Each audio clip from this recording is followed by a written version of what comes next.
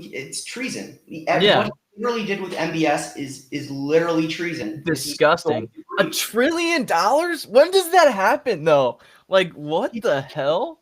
People say they don't have the money, but I'm like, guys, you don't understand. Like, their GDP is $1 trillion, right? But how long has their GDP been $1 trillion? Like, it's all the private investment funds where all the money is coming from, you know? And this goes back to like the early 1990s. Like, there's a track record here. Yeah, no, my the next thing I'm writing about is 666 Fifth Avenue. That's the next file. Oh, shit. God. Surely you joined like 1,000 times. Oh my God. What happened? I'm looking at the chat and it says like Shirley joined like 8. Oh no. I can't 4, see the live 6, on my end. 8, Oh, Firebrand Project. 10, 11, 12, 13 Shirleys joined in a row. That's impressive. Oh no.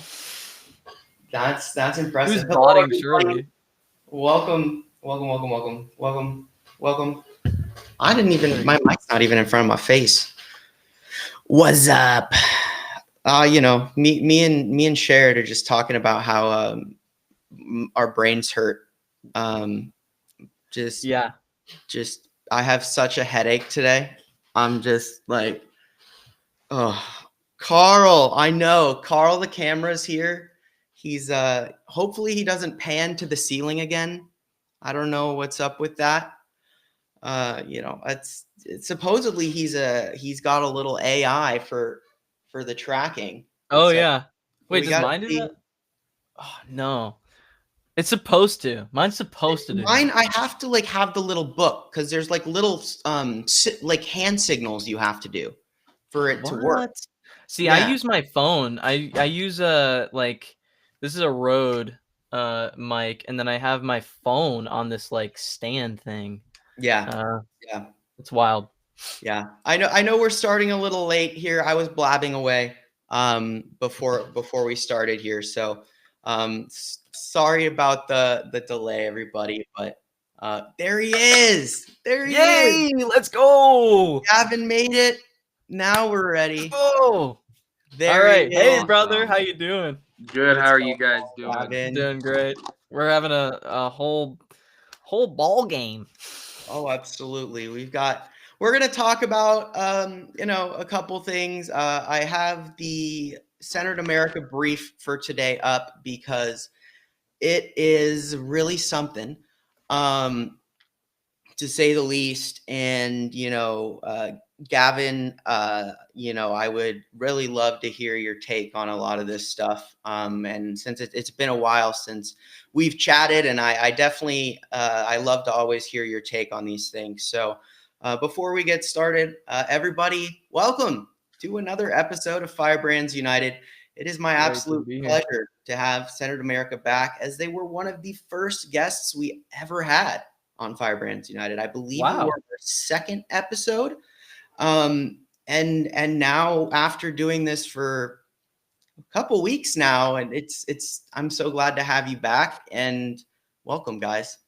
A lot has happened since that second episode. Yeah, a lot. It's great to be here. We're happy everyone's here in the chat, and yeah, we can't wait to get started on this conversation. It's gonna be a good one. Yeah. Gavin, you know, have you I'm assuming you've seen the brief for today and everything. You know, I'm gonna toss the metaphorical ball down to you. And you know, what's your, you know, first, obviously we have Trump saying that Democratic veterans, lawmakers should be hung for treason. The irony is not lost on me. You know, but what are your thoughts, and what does that tell you? Like, what is your feeling about just the climate right now with this kind of rhetoric coming out of the White House? You know, we're used to this kind of rhetoric, Shane. And I'm not surprised at what he said today. Neither am I really taken back, because that's what we've kind of known with Trump. That's what we've known with this party and with this administration. Do I think it's disgraceful? Of course I do. Yeah. But I think everything that man does in the White House is disgraceful.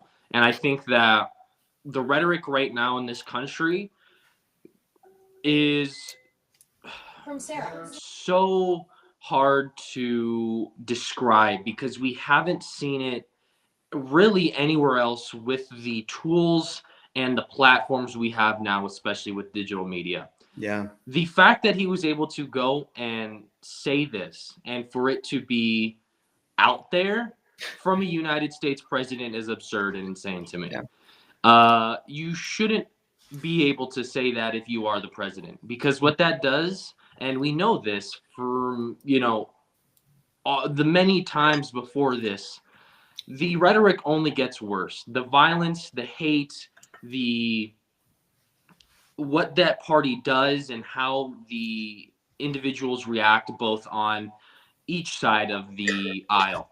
It only makes the situation harder to deal with. It makes the waves bigger, and it does not actually solve the issue at hand. This is not going to get us anywhere, and that's what he wants, right? That's exactly what he wants.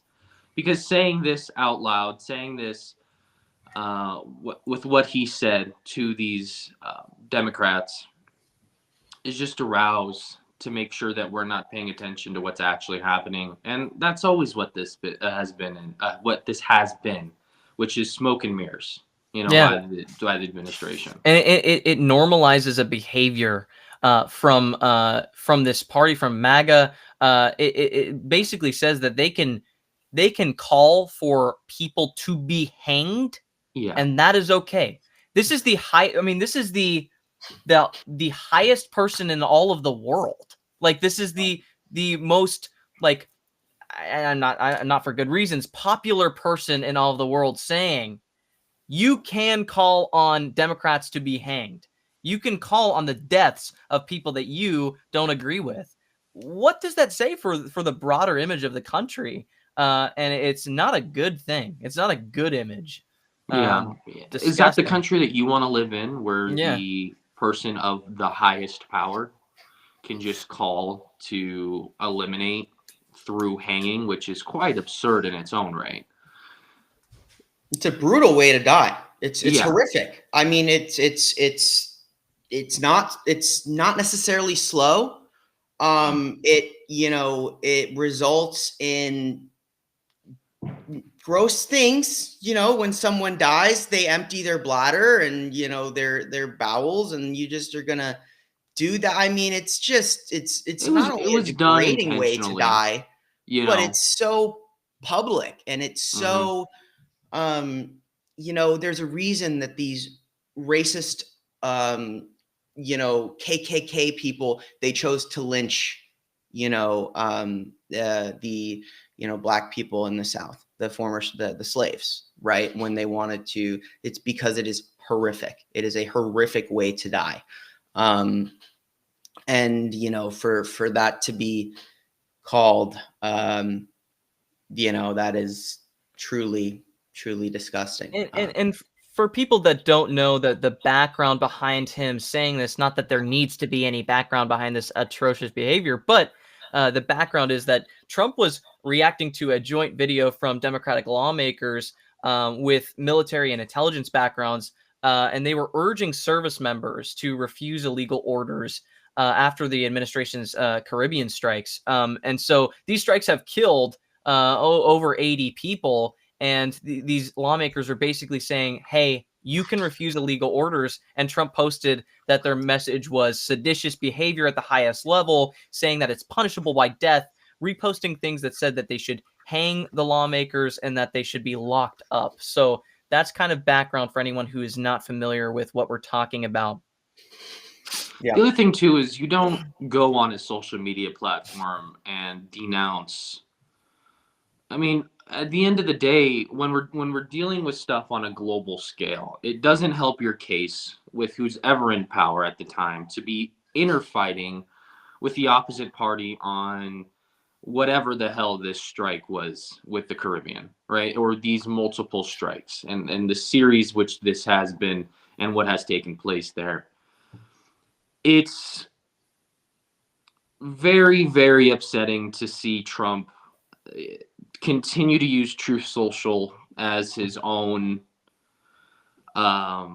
personal way to talk about and attack people and elected officials in this country, and it's very unprofessional, and it's disgraceful to see him go on a social media platform, which he created, might I add, to say this stuff about citizens of the United States, whether they be elected officials or not. This is not something that should be happening right now, especially not something that should be happening in the United States.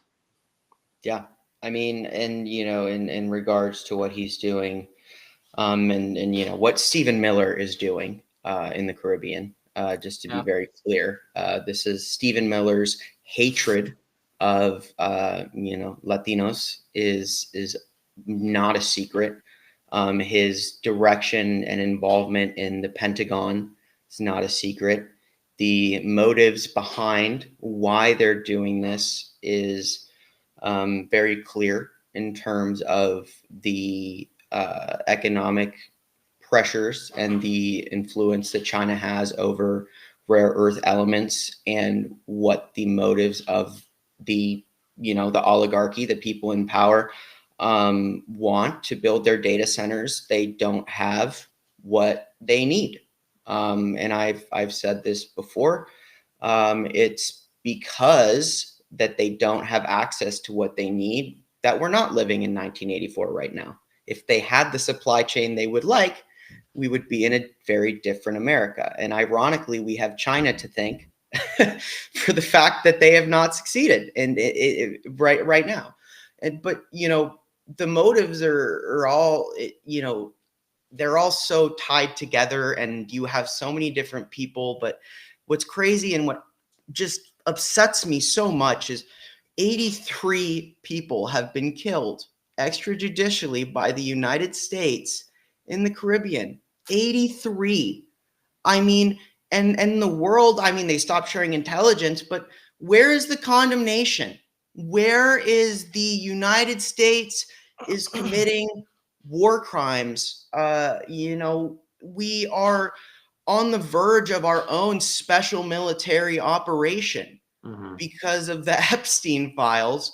But even without the Epstein files, I think that this would have happened because they need to get access to these things to get out from underneath the thumb of China. But I think the Caribbean. Well, we saw that happening today too, or not today, but earlier this week. With what they were doing with Iran and Saudi Arabia. Like a lot of these deals, they all intertwine with what's happening right now. It's all a plan to build that supply chain up, to alleviate the pressure that they feel from China and the closing walls of that trade agreement and just that supply chain itself with China, and to grow independence. What's the response going to be from China? We're not talking about that either. We are now depending on Saudi Arabia rare earth minerals, creating this rare earth mineral mining refineries and stuff like that. And we are, what is the response going to be when we have dependent on China for these rare earth minerals for so long? I just think that it's a national security threat. It's a conflict of interest and a national security threat all tied together. You're absolutely correct. The thing about China is that the reality is that even if we wanted to get out from underneath the thumb of China, by 2030, the maximum amount of reduction we could actually achieve within the supply chain, we are currently 99% dependent on China for all of our rare earth elements, rare earth minerals, rare earth metals, etc. The maximum they could get that down to is 91%. Because again, they still have to build these things. And the other thing, like we saw yesterday, MBS leaves the White House, and then the Pentagon basically gives a open-ended funding agreement to fund a 49% minority stake into an American company with the Pentagon, backing that company, providing the capital, into a deal with Ma'adan Minerals, which is a PIF-owned Saudi mining company, to open a facility on Saudi territory to mine these rare earth minerals. So, you see that they are desperately trying to get out from under them. But the reality is, in doing so, I think that Trump is a terrible deal maker. Like, you enter the Pentagon into a deal where they are the minority stakeholder. You give them an open check. It's what I said the day of, actually, during my Firebrand report. I said the real reason he was there was rare earth minerals. That was the purpose of this meeting, because there's always a quid pro quo. Okay, so he says, I'm going to give you $1 trillion. What's the kickback? There you go. Here's an open-ended check from the Pentagon for however much you want to invest in this company that had already made a deal with the Saudi company prior. These are ongoing things. And the reality is that even in doing all these things, even they invade South America and they are using their soft power to, flip all of these Latin American countries to friendly, dictator leaders like Javier Milei. We saw that in Argentina. Chile is on the cusp of, potentially seeing this guy cast, whose father was a Nazi, and his brother was some crazy far right governor, Arturo Dominguez from. He reported on this the other day, and it's because you're seeing this attempt to put favorable, manipulatable people who are indebted to the oligarchy and whatnot. And the interesting thing is the lady who is the alternative opposition leader in Venezuela just had a huge deal with all of these Western banks and investors, a meeting. So they are trying to facilitate a regime change to put in a person who is already having meetings with Western companies so they can flood foreign investment and begin resource extraction immediately. We are losing. And that's the thing I think that people kind of don't, they're beating us, right? It feels like we're being beaten at home. But if you go to a global scale, they're really struggling to get out from under a system that they kind of created with their greed, because they didn't want to pay, the price. So they allowed China to do this. And now we're seeing that it's actually kind of backfiring on them. And it's an interesting dynamic because, like you said, Sherrod, they're trying to get this supply chain built out. But at the same time, they're not, doing it as successfully as they want, everyone to believe. I mean, it takes a long time. Yeah. A lot of these decisions that we're having to face right now were made back in the 70s by the United States government, right? These were decisions that were rash decisions even at the time, that had to do with rare earth mining, because they didn't really see the value, or quite frankly were able to see into the future as to what these controlled resources would bring to the economy. And now, this is not, I was talking to Sherrod about this yesterday. This is not a party issue. This is a United States issue. Regardless of who's in office, what party it is, we would have to be dealing with this problem. And I think what we're seeing here is the worst possible person be in charge of making the biggest decisions this country's had to make in a couple of decades. Which is lowering a dependency on China. Yeah. And the issue with China, and the United States and China will always depend on each other. Mm-hmm. That's just simply how this world is now working. You'll never get an independent China from the United States, and you'll never get a United States independent from China. Right. So it's a balancing act right now with how much we're going to export, how much we're going to import, and how we're going to maintain this sense of camaraderie with each other to an extent economically, to continue to foster the economies in both of these countries, right? Because if the United States just all of a sudden stops buying precious metals from China, our economy completely halts to a stop, and so does China's, right? Because there's nobody to be buying these metals at the same amount and cost as the United States, and there's nobody buying. There's no ability to build the technology and the investments that we have laid down in this country right now without China. So it'll be interesting to see how everything works out, especially with the Saudi. Do I think this was the right decision? Of course not. Do I think that this was a good deal? God, no. Right? Like, he shot himself in the foot here with with the Saudi Arabian government, and I really think there was better ways to work around this problem, and what he did was not what I would have done. And I wanna kind of give you also some things to consider, because you did say and I agree with you in a certain context that the China does, and the United States need each other. But the interesting thing, as somebody who has been watching Xi Jinping for like years and years, he's a master of the long game. Oh, The yeah. reason he is feeding this war in Europe is because the more Europe needs to rearm, the more they will be dependent on China for these minerals. So what he's been doing this whole time is cultivating the market. And then back in April, when the first controls were put on, for example, there's an element called yttrium, which is super important in all the things. We haven't got yttrium since April in the United States. Everywhere else has their yttrium. But the specific controls being put in place is Xi has created a scenario where he is going to implode the American economy by starving it of these minerals. And that's why, I think they're actually, panicking. You have this war.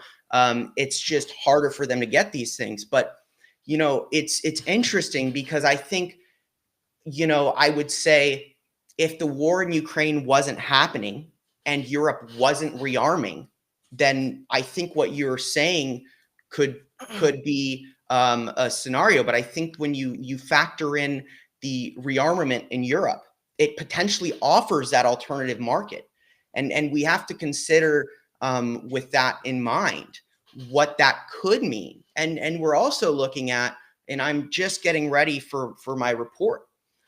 China is actively practicing the invasion of Taiwan. Like, as of today, Reuters has images of them using their commercial fleet as a means to also land troops. They're doing these things. And what does that mean if Taiwan falls? And guess who makes all of NVIDIA's chips? Taiwan. So, I think that, to your point, we have the worst leadership, because you have Xi Jinping, who is potentially the most dangerous man in the world. Like, I really do believe he might be the most dangerous man in the world, versus the biggest idiot, you've ever seen, being played by, 3 or 4 different interests, which is, it's interesting because, and I'm curious about you guys' thoughts on this. But my kind of perspective at this point is that you have the West versus the East, but the West is not necessarily the United States. It is a kind of coalition of private interests and oligarchs that are puppeting the government, which has created, I think, in a sense, maybe a weaker and disjointed front, whereas you have a stronger and more directed China with a very strong control from Xi Jinping. And I'm just curious kind of what you guys' thoughts are on that. The greatest asset the United States has, and I'll let Sherrod talk about this a little bit more, because this is more your speed. We've had this conversation before in the past. The United States' greatest asset is the market itself, is the United States consumer. And whether that is a individual like myself who's buying everyday necessities from Walmart or from a grocery store, all the way up to the Fortune 500 companies who are importing billions of dollars of material and assets into the country every day. The presence without the United States market will be felt in China, and it already has. A lot Yep. of people don't know, some may do. China is very, very quick to spend its money. They are on top of, they are absolutely obsessed right now with building infrastructure that connects the large country of China together. And you can also see sort of the offspur ideas with that, including the invasion of Taiwan, which is, it's interesting in itself because Taiwan is often considered by military officials one of the hardest countries to invade due to its Absolutely. geographical Absolutely. location and the assets it have itself, which is why China for so long has not really done anything with Taiwan except, Mhm. you know, continue to consider Taiwan, Chinese Taipei. And it's going to be fascinating because you're right, Shane. The Western market is not just the United States. It's also Europe and, a couple of other countries that have found themselves in that category. Um, Xi Jinping is a very, very divisive man, and he knows what he's doing when it comes to long term planning outside of his country. What I think is going to initially and finally be the downfall of that leadership in that country, that regime, is going to be the lack of internal planning itself Yes. and Got the it. amount of Got human it. right violations that is Yes. continuing to stack up in that country Mhm. when it comes around mining, right? So there is going to be internal conflict at play that is simply not televised the way that it is here in the States, start to really affect the way that Xi Jinping starts calculating these external decisions. Yeah. It's the internal poverty, and yeah, but like to your point, you're absolutely correct. The conditions of living in China are appalling, Yeah. appalling. In Hong Kong, you have people literally living in what are called coffin apartments, and it is a bed, and they take a real apartment and they chop it in 20 little closets in a wall, and it's their entire salary to Just to give live. you some reference as to what Shane is talking about, if you go park at any parking lot anywhere in the United States, the size of that parking lot is the average size of a bedroom in Hong Kong. Mm-hmm. Yeah.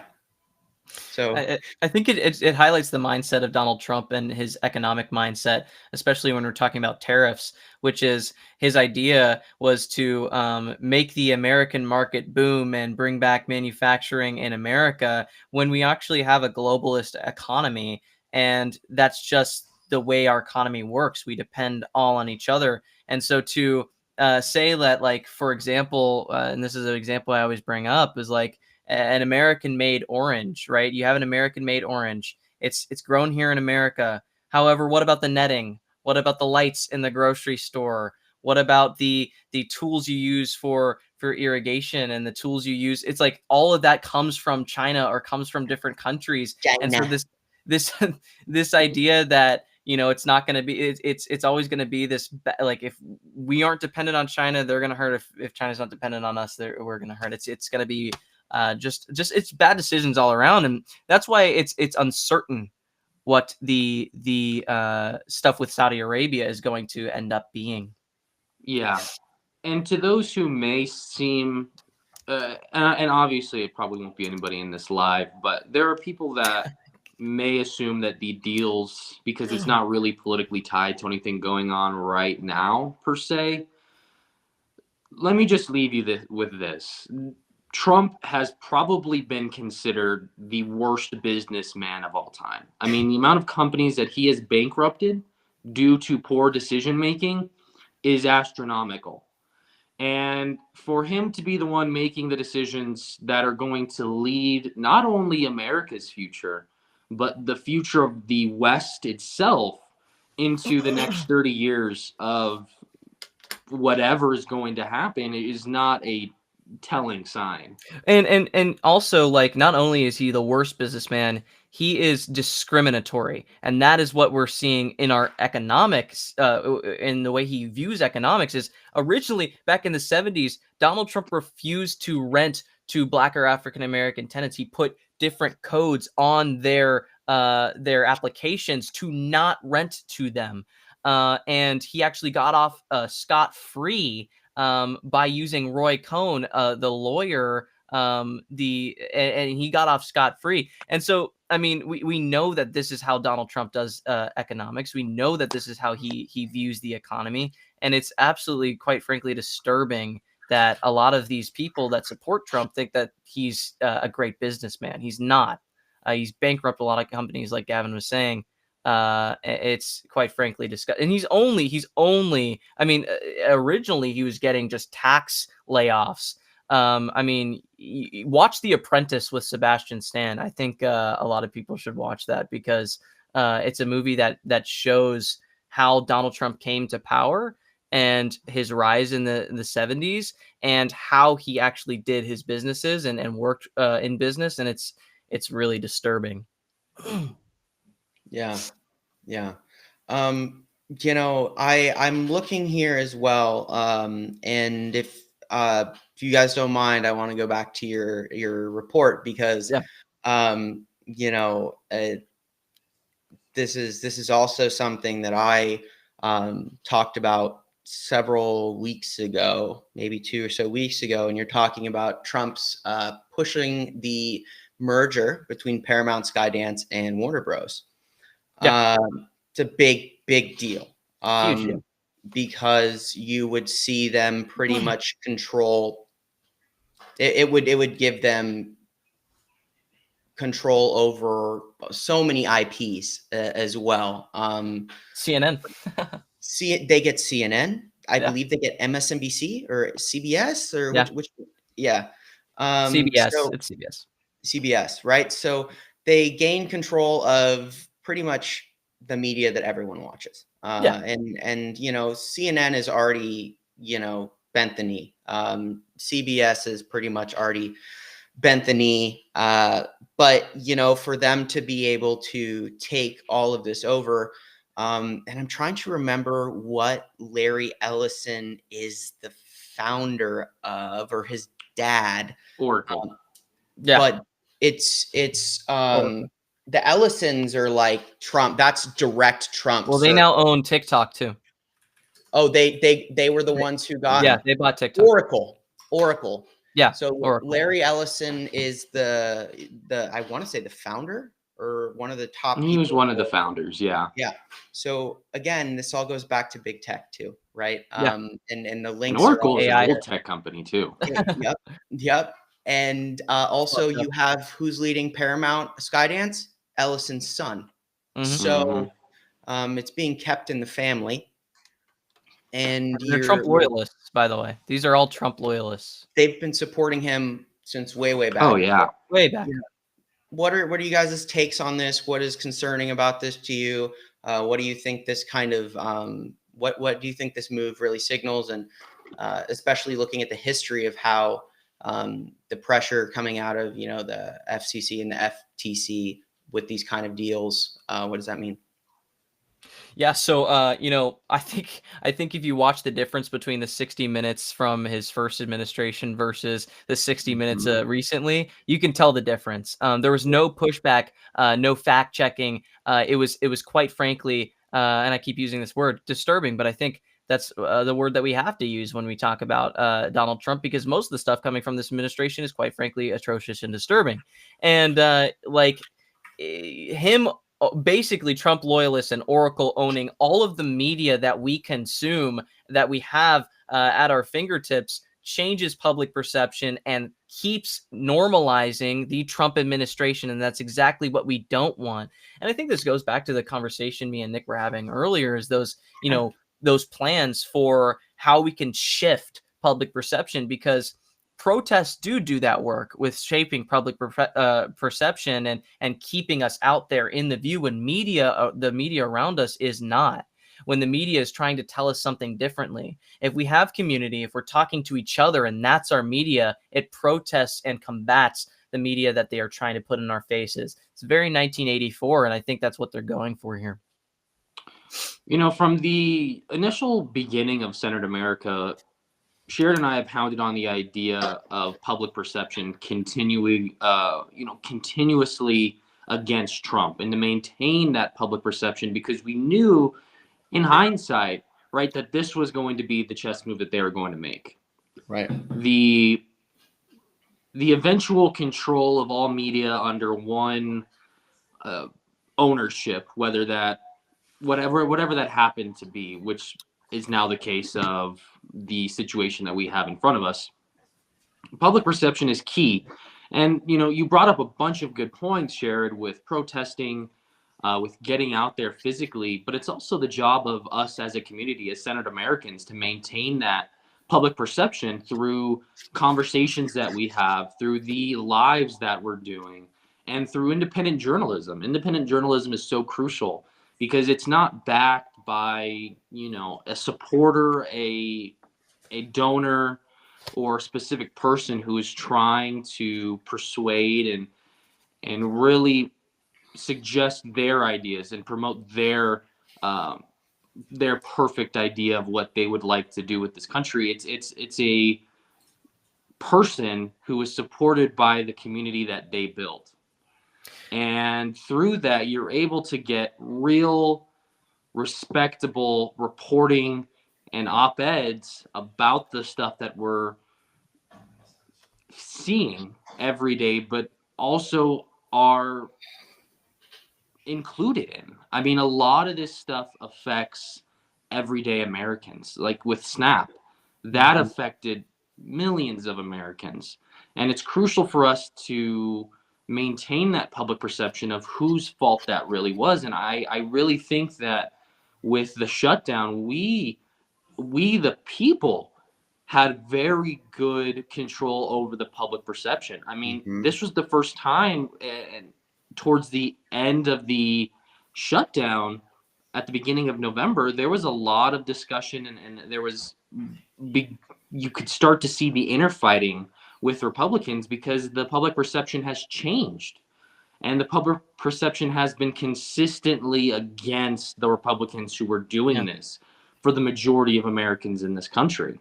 And I think that dedication, that devotion to truth telling and to respectable journalism maintains that public perception and is able to reliably relay truths and information to the citizens of the United States. And I think we're doing the work that needs to be done. And I think we should honestly give our hats off to ourselves and to the people in this chat for coming here and consuming the media that we are putting out, because it is slowly growing into an authoritarian shift. And I want to read a little passage from On Tyranny by Timothy Snyder, because I think it is hard to conceptualize all the background deals that are happening with institutions like our media. And, we tend to assume that these institutions are going to protect themselves from attacks from Trump. So this is a little kind of page from the book. Yeah, an excerpt. Couldn't figure out the word. Anyway, so here's page 23. We tend to assume that institutions will automatically maintain themselves against even the most direct attacks. This was the very mistake that some German Jews made about Hitler and the Nazis after they had formed a government. On February 2nd, 1933, for example, a leading newspaper for German Jews published an editorial expressing this mislaid trust. This is what they said. We do not subscribe to the view that Mr. Hitler and his friends, now finally in possession of the power they have so long desired, will implement the proposals circulating in Nazi newspapers. They will not suddenly deprive German Jews of their constitutional rights, nor enclose them in ghettos, nor subject them to the jealous and murderous impulses of the mob. They cannot do this because of a number of crucial factors hold powers in check, and they clearly do not want to go down that road. When one acts as a European power, the whole atmosphere tends towards ethical reflection upon one's better self and away from revisiting one's earlier oppositional posture. Now, it just shows that public perception at that time was this can't happen to us. This will not happen to us. This won't happen to our media institutions.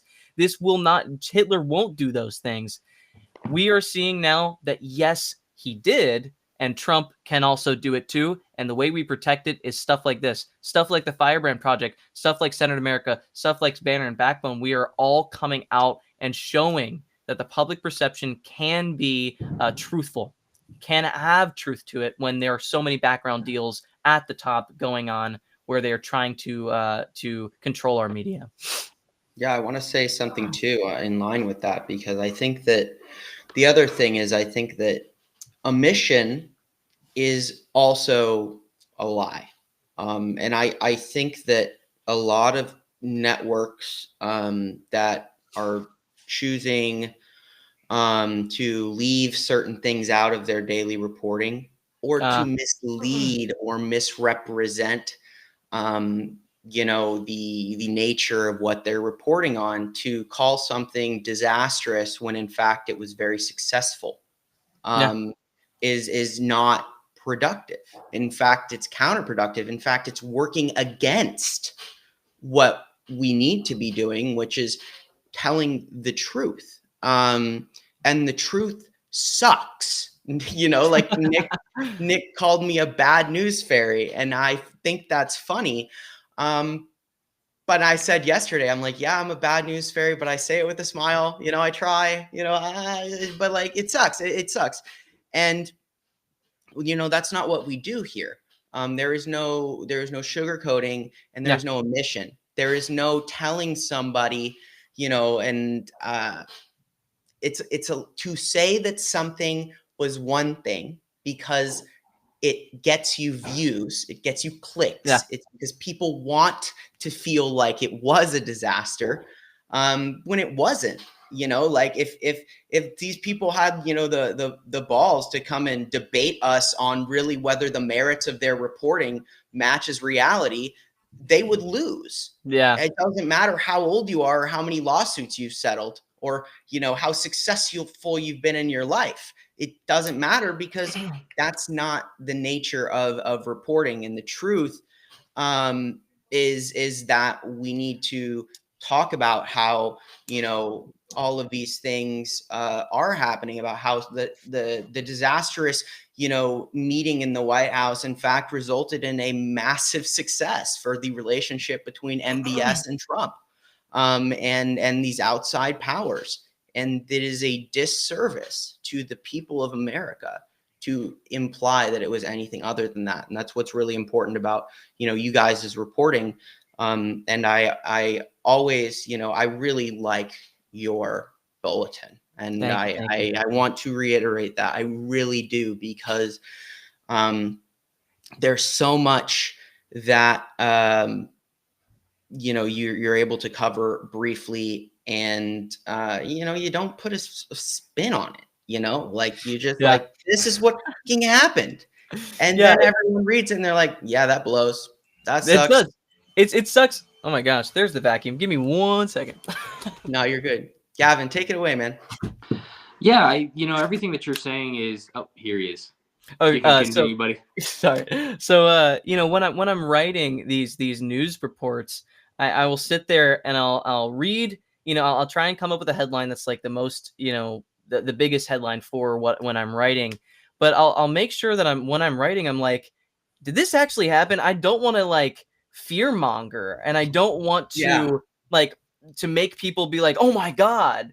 But sometimes the headlines are that way. And sometimes it is like, holy shit, he literally called for the hanging of Democrats. Like, that actually What the fucking fuck? happened. Like, I'm not fucking joking with you. That Yeah. actually happened.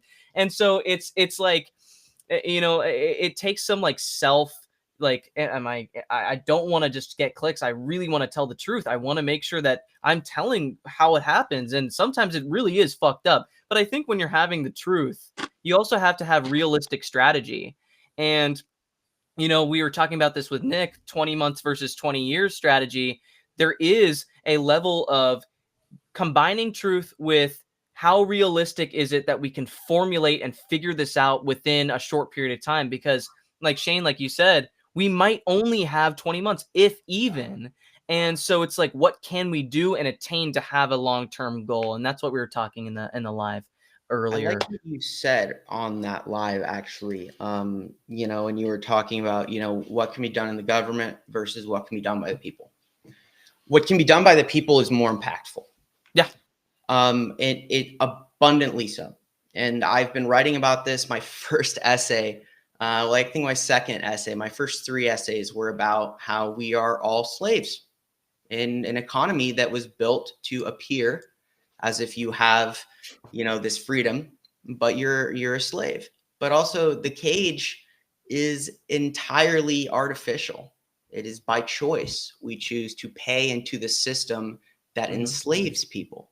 Yeah. If everybody, they're having IRS agents arrest immigrants, okay? Like they have gutted the government. The only fear that like you want to stop these people, you stop paying their fucking bills. You stop giving them your debt to get rich, because the way they got rich is they said, you, Sherrod, have a college loan. You took out $100,000 loan for your college, and I have interest on that loan. Yeah. So not only do I have a security now, which I can buy and sell, they can decide if they want to, or a mortgage. They can decide if it's what is a 50-year mortgage? Holy shit, that is a fucking gold mine for those motherfuckers, because they put interest on that thing. So and then you can't even own your house. You can't even own your fucking house. No, so that's just, well, we want to package up 1,000 of these, and that's now a $1.2 billion security, which I can purchase and use as the collateral to borrow a lot of people didn't $2.9 billion. They're not rich. They're not rich because they don't have the money. It's borrowed money backed by your debt. And definitely that strike destroys them. It destroys their crypto. It destroys the banks. And guess what? It destroys everything they've built.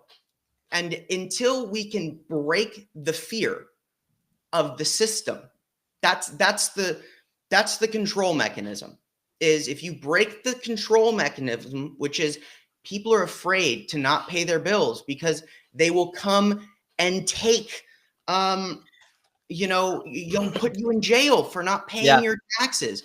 Good. Jail 11, 20, 30 million people. Do it. You've already filled prisons with all of the black people you want to, put in prison because you still believe in slavery. Make fucking room for everybody. Like, it's not realistic. I believe that there's also a strategy to breaking the system as well. And it's like, we have to lose this idea that we are contained within the system, but also because we are contained within the system, or we're working in the system, and it's the culture that works in the system, there is a strategy to get out, which is, like I said on the other live, we have to play the game to win the game.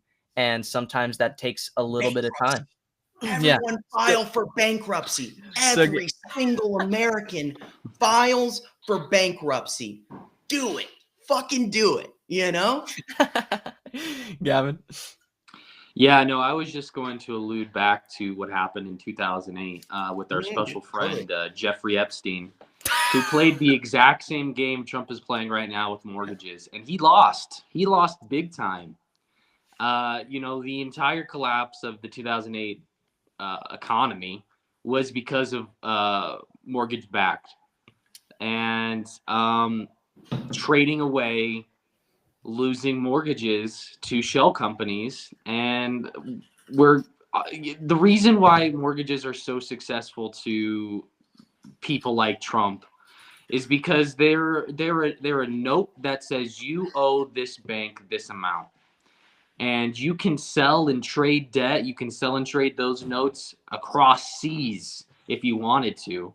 And it's all backed by you. You're the person backing whatever the Trump administration wants to do with this security bond that he has now because of these mortgages, because your debt is being sold. It's pretty messed up. That simple. It's that simple. We enable our own oppression. It's propaganda to the max. That's why they want to fucking buy the news. That's why if you look at all these things, I mean, it's like it's because we've been cultivated to believe in what, that we can have what they have if we play the game. The lottery. Why do people pay so much money into the lottery? Because they think they can just get here. And that's the thing that kills me about the economy in this country. I mean, it just blows my mind. Like if I told you, hey, I have an IOU from Gavin, Sharon, and I'm gonna give it to you, and it's worth since the IOU is saying that he owes me $110 because I gave him 100. You want to just give me $110 and I'll give you this IOU from Gavin? You'd be like, fuck no, I don't want your IOU. But the banks are like, oh, absolutely. Let me create $110 because you're giving me a fucking piece of paper that says Gavin is going to pay that money. It is literally fake fucking money. It doesn't exist. And so they're rich because they have a fucking fat stack of IOUs. And if you say, yeah, no, actually, no. So then, Shane, what do you think about money? And me and Gavin were talking about this, and maybe Gavin can expand. What do you think about having money have a standard, have something that is backing it, using crypto for good, having regulations to where the US dollar is actually backed by a stable cryptocurrency? What do you think about that?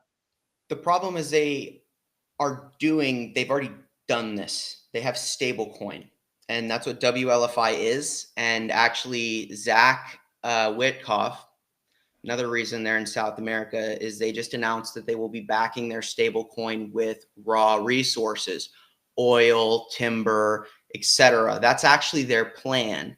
Is they're going to use a run on the banks caused by a AI bubble to basically cause a liquidity crisis that overwhelms the Fed, which will undermine the Fed and prop up their new crypto international form of transactions, which you can see they've already started this. BlackRock and Larry Fink, they've already got these things put together. JP Morgan is invaluable. It's one of the reasons I think the Epstein files solves all our problems, because all of JP Morgan's leadership goes to fucking jail if the Epstein files come out. And that's the thing where it's like the Epstein files save America, but they also save the world, because the same people who are trying to destroy the world also happen to be in the Epstein files. And if you're a criminal, you can't, execute the most insane, like backroom, complex economic, like my brain hurts when I'm, trying to think about these things, but I've spent months building my thesis on what the game is. And I think I got it. I think I got it pretty much laid out. And it ends with, it's crypto and it's rare earth minerals and it's data centers. Yeah. And it's a race to establish that so that they can actually use the AI engine that they've built, so that they can actually use this monopsony they've accomplished within the Pentagon over the drone infrastructure and the use of drones in the military. And they just need the data centers to do it. And they're going to use the natural gas that they are extracting from Venezuela to power all of the data centers, which is going to take emissions and shoot them through the roof, which is going to, I saw your on here over 5,500 sites of toxic materials are within range of coastal flooding.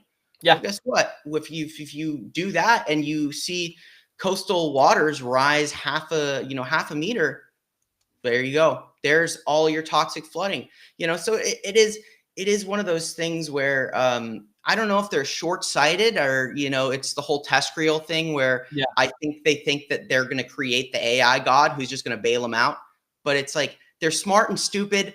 And it just is. It's kind of like I said, it's a magic trick. It's a magic trick. This AI is not doing what they are saying it's doing. It doesn't reason. It can't reason. Try the test. Honestly, try it. try and generate a woman drinking a glass of wine, right? Mm. You can't get the liquid actually looking like it's going in her mouth or a person in their mouth, because it can't reason. It can't put two concepts together. And so they're feeding it way more data over and over again and just consuming data. That takes a lot. That hurts our environment. It's quite frankly, like I said, disturbing. It's so disturbing. Yeah. And as young people, we're like, dude, I don't want Yeah. to live through. I don't want to see the AMOC collapse. I do not want to see Mm-hmm. the AMOC collapse. I don't want to see Europe turn into an iceberg. I don't want to see, Yeah. Category 5 hurricanes 24/7. I don't want to see the That's what you're saying entire in the comments. southeast turn into a fucking swamp. I don't want that. I Mm-mm. don't want that for anybody, you know.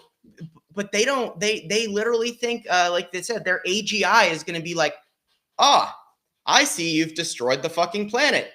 Here is your magical solution. But their AGI is going to say, you're fucking stupid, dude. You done cooked yourself. If it even exists at all, like it won't, because it's dumb. I was talking about this earlier. It's like, you can give a tool to people that can research it and learn the best ways to use it for our benefit. Or let's take the drug morphine, for example. You can give a drug like morphine to Harvard researchers that can research it and try and figure out the best way to help people with pain in a clinical setting. Or you can give morphine to the people selling boner pills at the gas station, and they're going to use it for money. And so what I'm relating it to is they are the people at the gas station selling AI, and they just want money. And that's what they're doing. And like, we could probably try and figure out how to use AI, because we have data centers for literally everything in a good way. However, they are literally the people that are capitalizing on this idea. And it's, yeah. No, it's like, what a great idea. Like, so, I love, if there's one thing about AI I love, it's the deep research function. Why? Because it provides links. It gives you the link. Instead of just saying what the fuck it thought, it gives you a link. It's verifiable. You get a actual citation list. It's what I use Gemini for. It's how I get all my research. I aggregate it, and then I can actually go and reference that link. And I can say, oh, you know what? That's true. Oh, that's not true. Because I know the source is real. And I see when it's going through, I read the reasoning as it's going through. And I say, okay, it's accessing 120 sites. What are the sites it's accessing? Things like that. Okay, deep research allows me to get the things I need to be successful. But for example, me and you were talking this morning, Sherrod, and you talked about the job report. And I have been watching the job reports, and I'm very skeptical. I think they're lying about everything. I think since they fired the BLS head, because the economic reports were basically demonstrating that they're destroying the economy, obviously they've been fudging the numbers. And so I said, hey, did you check this for imputations? And I went and I researched it, but I didn't use the deep research function because I was walking my dogs. So I just asked, really quick, hey, can you check this out for me? And it pulled me up some data, and I sent that to Sherrod, and he's like, well, actually I checked it and it's pulling you the August numbers. So it's a little different. Yeah. Like, so that's a good example of like, it has flaws. And so you need to add the human element. You need to be able to go to the hyperlink. You need to go to the hyperlink and verify that that's the truth. And that's the one thing I would say I really trust in AI is to aggregate. Aggregation is what it offers. But it does not offer aggregation is what AI offers, not salvation. And they're two very, very different things. Not salvation. Well, think about this, Shane. I'm thinking about this. They're trying to make everything AI, right? Let's say you have a human electrician that goes into a house. He's doing the electrical work and the house burns down. Okay. You have someone to blame there, right? Yeah. You have someone you can sue. if AI is doing work in that way, who's to blame for with the stoplights, and someone getting in a crash? You think that these companies are going to be to blame? You think they're just not going to deflect and they're not going to have the money to, sue you back or win those lawsuits? It's like, we have to think about the long term here, where AI, if it is running as many things as they are saying they want it to run, who is responsible for the death Right. and the destruction that it causes? And it's definitely not the people in those companies, because they won't take accountability, and they won't. Yeah, they'll you're deflect. totally right. And I think the last thing, I think, before we wrap up, and to those of you, I had a great show yesterday with John Oliver. We do something called the Dialogue every Wednesday, where we just talk. Right, he's a Canadian composer, so talented, and just very knowledgeable guy. And we talked about AI, not in the context of what you usually, but what AI is from a perspective of like what it's good at. And he mentioned, from his background as a composer, and how he learned to compose music was by listening to these famous composers and taking elements from each of them and creating. And his example was, an AI can make shitty Mozart, but it can't make, real music, because it can only look at everything Mozart ever made and then, make something out of that. But what AI really does more so, and, Mozart is public domain. Okay. So like, he's been dead. He doesn't care who has his music. What AI really does is it steals, because scraping the internet for everything and everyone is theft, because it is stealing other people's work. And there is zero accountability in that. But our issue, and we've talked about this, is if America had accountability, if lawyers were willing to sue for the things that mattered, but it's, hey, I retain $800 million in lawyer fees. Sue me, bro. Like, no one's going to do it. That's the problem. Our law doesn't exist because they throw money at it.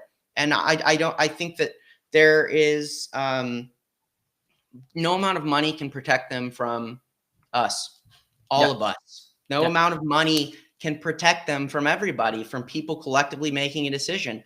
Like Cristiano Ronaldo, okay?